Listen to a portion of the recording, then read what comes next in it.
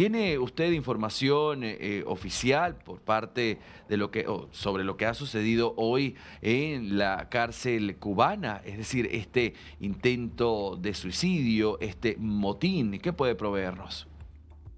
Bueno, sí, las últimas informaciones que tenemos son gracias a familiares de presos políticos y comunes en ese penal de la provincia Ciego de Ávila.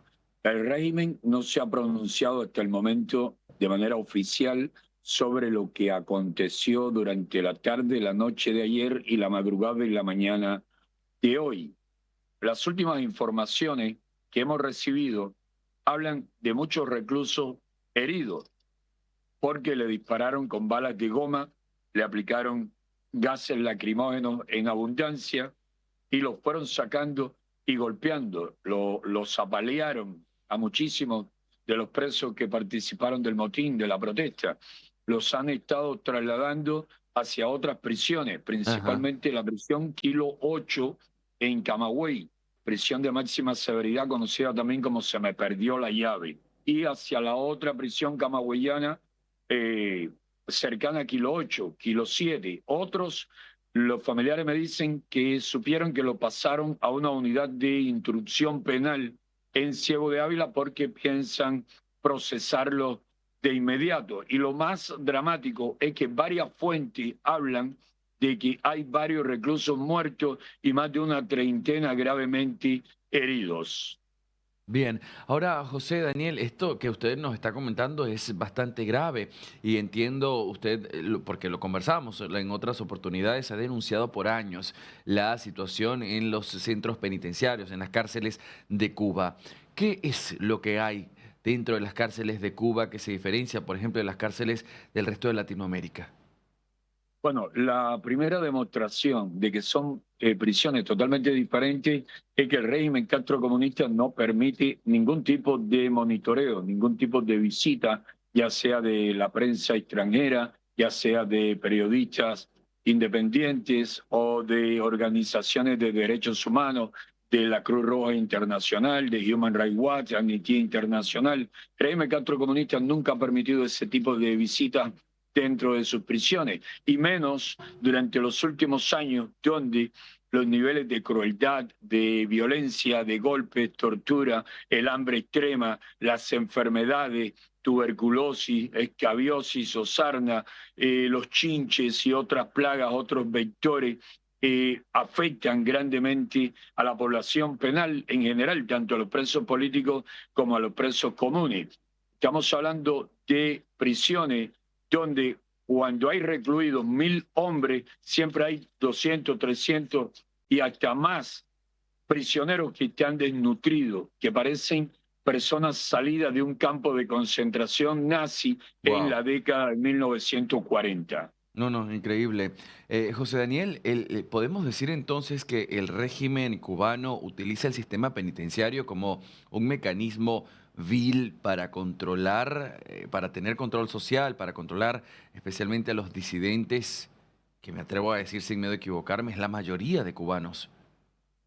Sí, de la misma manera que hay religiones que le dicen a sus fieles que una mala conducta le puede ocasionar ir al infierno y Ujú. no al paraíso.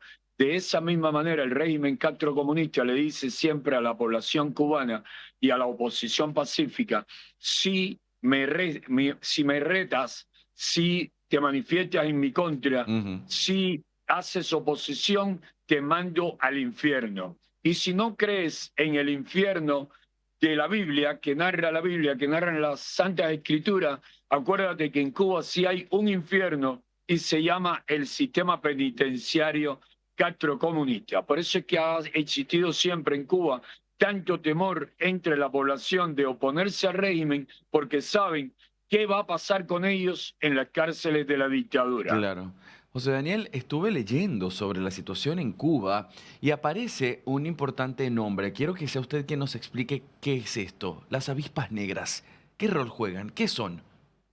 Son como las tropas especiales, serían como los Rangers o la Fuerza Delta en los Estados Unidos. son las fuerzas especiales del régimen castrocomunista, pero el régimen castrocomunista no la usa para una operación militar en el extranjero contra un grupo terrorista, como Ujú. hace Estados Unidos, tampoco la usan para capturar a un dictador, porque bueno, ellos eso no lo pueden hacer, ellos son el ejemplo principal de lo que es una vil y cruel tiranía en el hemisferio occidental. Las tropas especiales, las avispas negras, la usa el régimen constantemente para atemorizar a la población.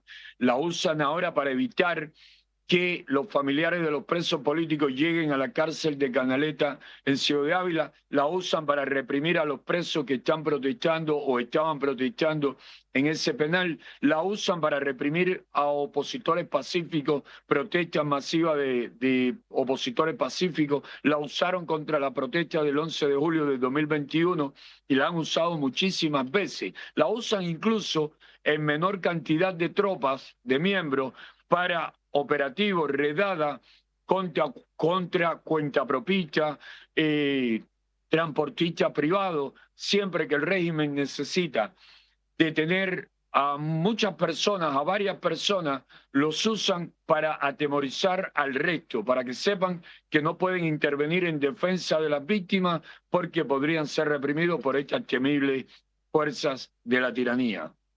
Ahora, José Daniel, quería también preguntarle sobre la dimensión internacional. Se ha alertado de lo que sucede en Cuba a la ONU.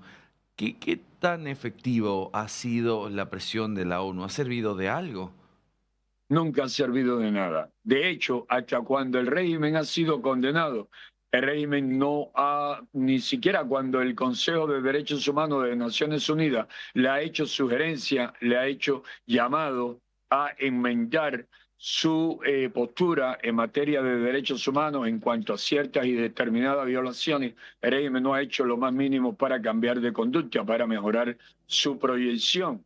Todo lo contrario, cada día es más represivo porque cuanto más el pueblo manifiesta su descontento contra el régimen, pues más represión hay. El régimen solo entiende acciones de fuerza. Por eso la importancia de la política actual estadounidense, de máxima presión contra el régimen Ujú. y de máxima solidaridad con el pueblo de Cuba.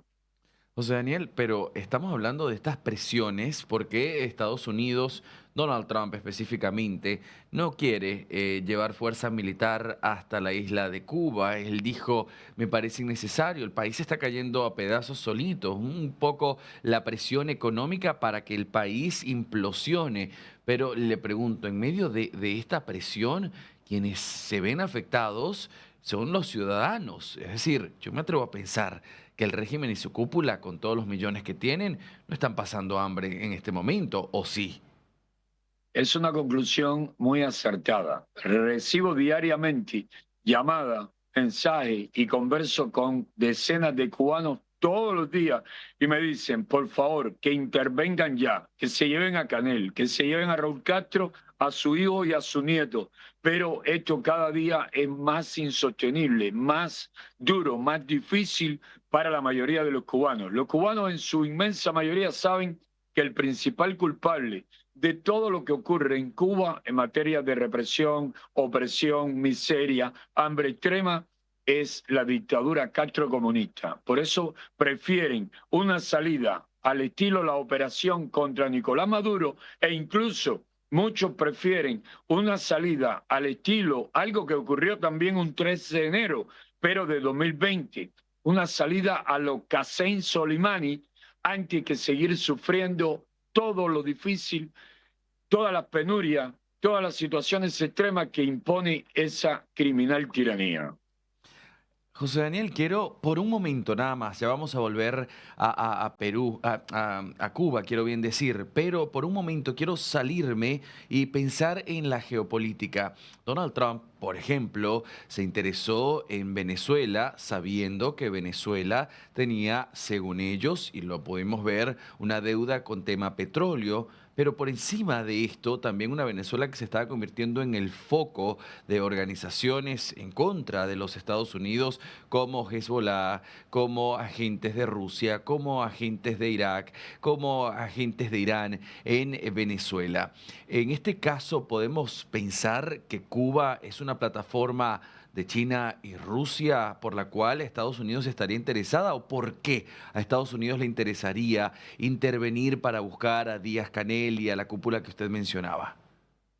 Bueno, el presidente de los Estados Unidos hace apenas unos días declaró al régimen, declaró una emergencia nacional en los Estados Unidos porque el régimen castrocomunista es para los Estados Unidos y para casi todo en el mundo, todo el que mira y observa el comportamiento, la conducta, la proyección de la tiranía castrocomunista, es una amenaza extraordinaria e inusual a 90 millas de los Estados Unidos. Ujú. Cuando se analiza lo que ha sido el régimen cubano para la libertad y la democracia y la economía de mercado en todo el continente americano, y cuando se analiza todo lo que ha hecho el régimen comunista contra la seguridad de Estados Unidos, entonces la administración estadounidense, el Congreso y todos acá, la prensa, el pueblo estadounidense, llegarían a la conclusión que Venezuela se convirtió en ese peligro en que se convirtió porque tenían un maestro, el régimen castrocomunista, y que el régimen castrocomunista siempre ha sido el que ha promovido ese tipo de hostilidad y ese tipo de políticas contra los Estados Unidos, contra la libertad, la democracia, los derechos humanos y la economía de mercado en todo el continente. Fidel Castro fue el principal artífice de esas políticas. Y si no se termina con el régimen castrocomunista, Estados Unidos luego se va a dar cuenta que va a tener 2 y 3 y 4 Venezuela nuevamente en el continente, como en un momento llegaron a tener al régimen de Venezuela, el de Nicaragua, que todavía sigue ahí, a Evo Morales en Bolivia, a Rafael Correa en Ecuador, y tuvieron incluso toda una serie de políticas agresivas y antiestadounidenses, como la ocasión en que todo este grupo de extremistas de izquierda, con los Kirchner también, Ujú. con Néstor Kirchner, le frustraron a George Bush, hijo, el proyecto de el ALCA, la iniciativa de libre comercio, el área de libre comercio de las Américas. Desde 1961 nadie le ha ocasionado más costos económicos y de seguridad nacional a Estados Unidos que el régimen cubano. Empecemos por el hecho de la crisis de los misiles en 1962. Puso al mundo al borde de la Tercera Guerra Mundial y le ocasionó tantos gastos a Estados Unidos. Estados Unidos tuvo que movilizar toda su flota, su armada, para establecer un bloqueo real contra el régimen cubano, porque la flota rusa venía a auxiliar al régimen cubano y los misiles nucleares estaban apuntando hacia Estados Unidos. La guerrilla que promovió el régimen cubano por todo el continente, hasta Argentina, fueron guerrillas. Precisamente el argentino Jorge Macetti fue uno de los primeros en organizar guerrilla e irse a Argentina a hacer la revolución comunista. Así lo hicieron por todo el continente, más las alianzas del régimen cubano con Rusia, con China, con Irán, con Corea del Norte, con Hezbollah, con Hamas. Eso es conocido por todo el mundo. El régimen cubano apoya abiertamente la invasión rusa contra Ucrania y manda mercenarios cubanos engañados, jóvenes cubanos, a pelear contra los ucranianos de parte de Vladimir Putin. Cuando Estados Unidos analiza a profundidad, y sé que ya lo hicieron, y sé que el secretario de Estado Marco Rubio lo tiene muy claro, el peligro que representa el régimen cubano, verán que es tan importante o más operar de manera decidida y enérgica contra el régimen de La Habana que haberlo hecho contra Nicolás Maduro. Wow. José Daniel Ferrer, no quiero perder tampoco la oportunidad de preguntarle, esto me lo acaba de pasar mi equipo de producción, está usted en huelga de hambre desde este jueves y hasta el domingo, ¿es así? ¿Por qué? Es así, por eso estoy con el pomo de agua en la mano todo el tiempo. Anoche no pude dormir por lo del motín y la represión en la prisión de Ciego de Ávila.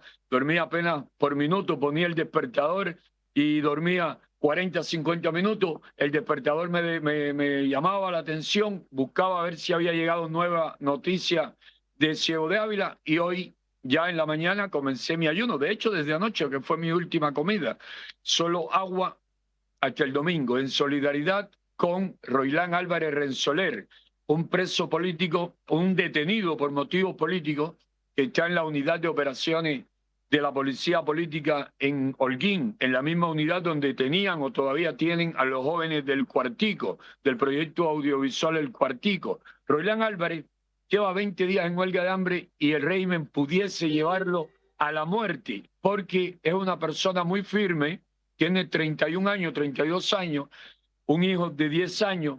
Roilán ya pasó por una huelga de hambre en prisión en 2013, 44, 45 días, y en 2020, 30 días en huelga de hambre. Hasta tanto no le liberaron, no suspendió la huelga. Pero en aquellos momentos el régimen se cuidaba mucho de tener otro muerto más en sus cárceles por motivos políticos.